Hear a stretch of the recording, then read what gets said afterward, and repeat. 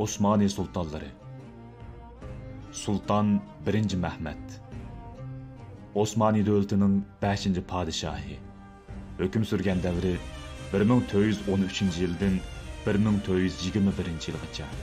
Sultan Mehmet 1391 yılı 11 yıllık buhran mezgilidan keyin Osmani dövlətinin Rumaliyadagi ziminlarini bexatar holatga keltirdi.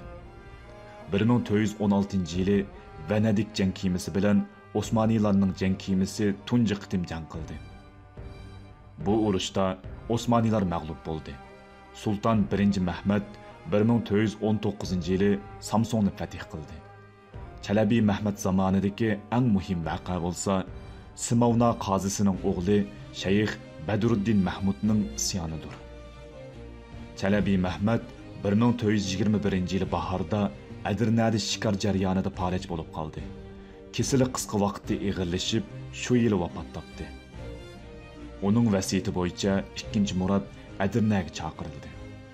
42 kun saqlangan meyit u Bursada saldırgan Yeşil Mescid'nin karşısındaki Yeşil Maqbariga dafn qilindi.